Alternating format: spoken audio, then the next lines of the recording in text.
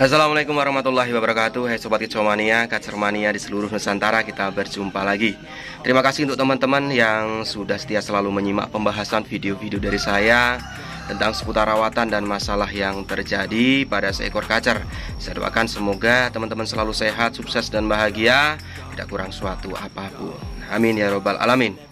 Oke teman-teman, pada kesempatan kali ini saya ingin menunjukkan ke teman-teman mengenai pakem kotoran untuk seekor kacer.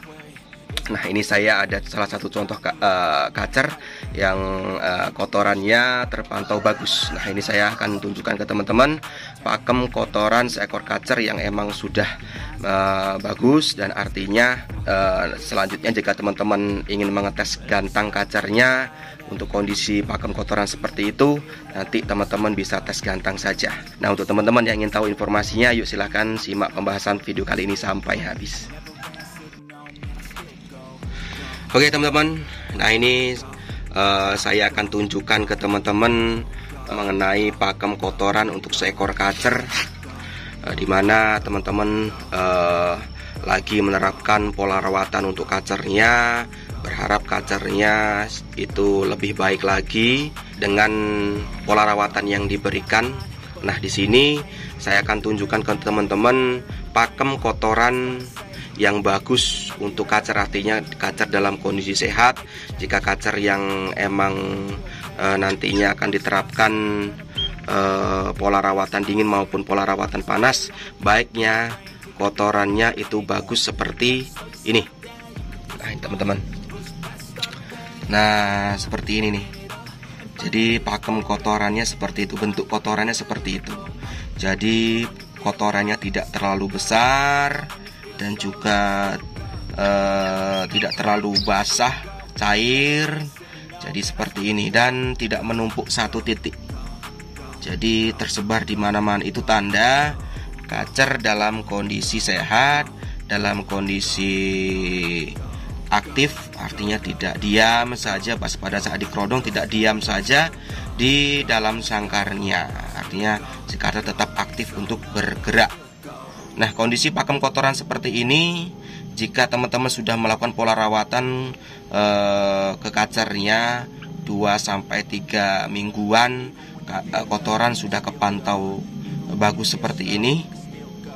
Nah, bisa saya pastikan nanti teman-teman bisa melakukan tes gantang untuk kacernya, dan saya pastikan dalam mencari settingan lapangannya tidak akan kesulitan. Artinya misalkan untuk kacer tipe dingin nih, untuk kacer tipe dingin yang lagi diterapkan rawatan dingin konsisten selama 2-3 minggu, kotorannya sudah kepantau seperti itu. Nah, saran saya lanjut untuk tes gantang kacernya saja ke latihan kacer untuk evaluasi hasil dari pola rawatan settingan yang kita berikan, dan untuk mencari settingan lapangannya. Jadi seperti itu.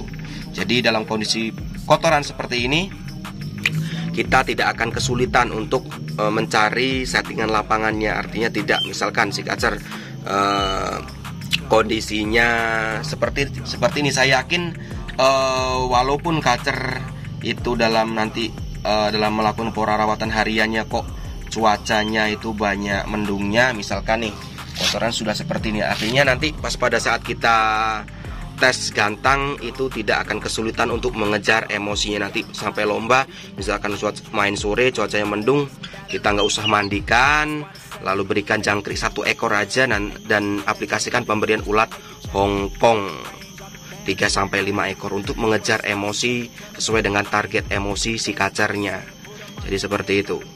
Nah, misalkan dalam melakukan pola rawatan dingin kok pakem kotorannya belum berbentuk seperti ini, artinya kita pantau kotorannya belum seperti ini, hariannya lagi masih besar-besar dalam melakukan pola rawatan dingin nih, kepantau kotorannya masih besar-besar menumpuk satu titik. Saran saya cepat dilakukan perubahan pola rawatannya. Artinya misalkan seminggu kok sudah dirawat rawatan dingin nih, misalkan mandi jemur seminggu, 2 kali. Misalkan kotorannya masih besar-besar nih, coba perhatikan fur yang digunakan. Jika masih menggunakan fur yang 19%, coba gunakan fur yang 18% seperti ini. Nah, misalkan hariannya mandi seminggu 2 kali, coba kurangi menjadi seminggu 1 kali, jemur seminggu 2 kali sekuat kacernya. Dan jangkrik misalkan 3 pagi 3 sore, langsung pangkas aja menjadi 2 pagi 2 sore atau 1 pagi 1 sore. Karena dalam kondisi seperti itu, jika itu dilanjutkan dengan rawatan dingin, mandi jemur seminggu 2 kali, jangkrik 3 pagi 3 sore, dia akan prosesnya akan lama untuk mendapatkan kotoran seperti ini. Seperti itu. Jadi saya mengenai pemahaman pakem kotoran yang pastinya dia harus berbentuk seperti ini, berbentuk padat, kecil namun tidak kering seperti itu, dan tidak menumpuk satu titik. Artinya dia tersebar kemana-mana. Artinya kacer pas pada saat kita kerodong itu dia aktif bergerak, tidak diam saja di dalam kerodongnya. Seperti itu teman-teman. Nah, misalkan untuk teman-teman yang lagi menerapkan pola rawatan panas,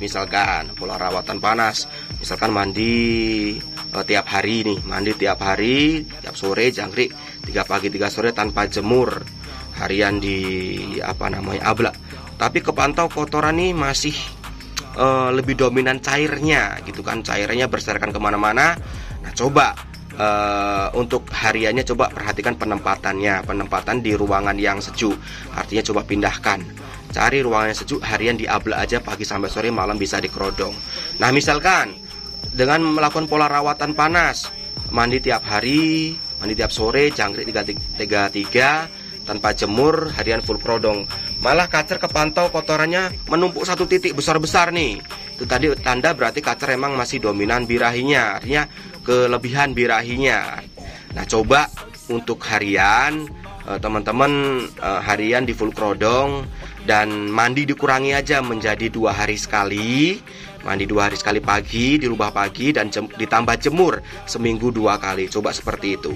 Dan untuk jangkrik tetap 3 pagi 3 sore dan harian di full kerodong. Nah, coba, pokoknya intinya jika selama kita melakukan pola rawatan panas dan pola rawatan dingin, kepantau kotoran masih seperti itu, kita tetap harus cepat dan tanggap.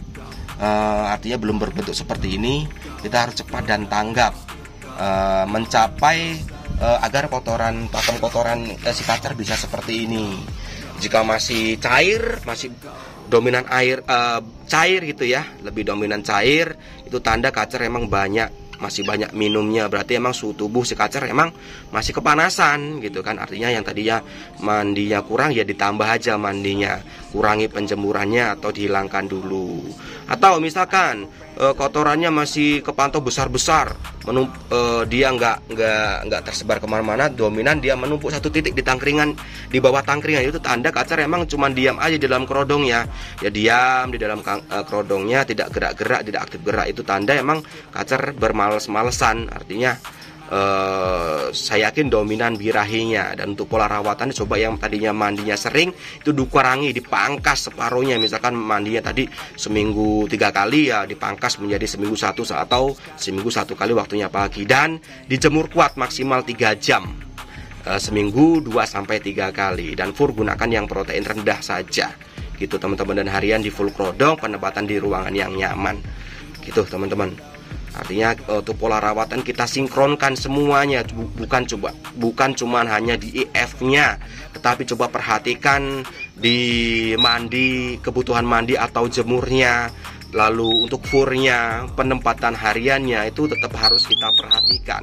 Karena kurang pas di pola rawatan yang kita berikan, itu tidak akan stabil kacernya. Jadi kita dalam merawat kacer itu, kita tujuannya menyinkronkan antara birahi dan emosinya. Artinya tidak boleh over salah satunya atau drop salah satunya. Jika emang salah satu tidak sinkron, pasti akan muncul penunjukan negatif pada seekor kacer yang mengakibatkan si kacer tidak bisa maksimal pada saat digantangkan. Seperti itu teman-teman.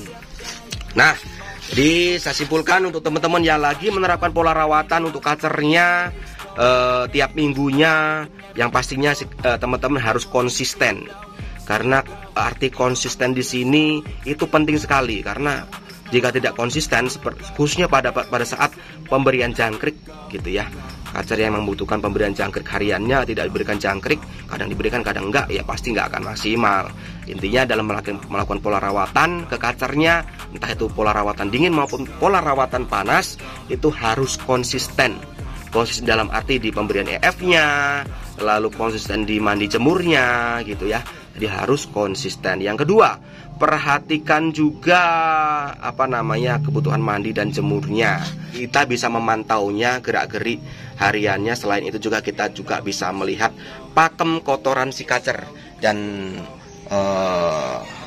teman-teman harus punya target, artinya kotoran harus seperti ini. Jadi pakem kotorannya harus seperti ini, tidak besar ya, tidak terlalu besar, juga terlalu kecil ya. Kering ya, tidak juga seperti itu, karena kalau kecil kering itu pasti dominan kepanasan si kacernya, jadi tidak bagus juga. Artinya kita pertahankan kotorannya selalu seperti ini, kita usahakan seperti itu. Jadi kotoran seperti ini dan tidak menumpuk satu titik, artinya kotorannya kemana-mana, jadi di sana lalu di sini ya, di sini, artinya si kacer dalam kerodong itu aktif untuk bergerak hariannya, tidak diam saja gitu teman-teman. Nah, untuk menjaga pakem kotoran seperti ini, si kacer juga harus menyinkronkan birahi dan emosi si kacernya, dan tentunya itu harus pas dalam melakukan pola rawatan, baik itu mandi jemur, pemberian EF maupun pengkondisian tempat hariannya, dan juga kebutuhan pakan hariannya seperti fur. Seperti itu teman-teman. Oke teman-teman, seperti itu saja dulu pembahasan kali ini mengenai pakem kotoran untuk seekor kacer. Semoga bermanfaat. Sampai berjumpa lagi di pembahasan berikutnya, masih tentang seputar rawatan dan masalah yang terjadi pada seekor kacer. Salam kicau mania, salam sukses untuk kita semua. Wassalamualaikum warahmatullahi wabarakatuh.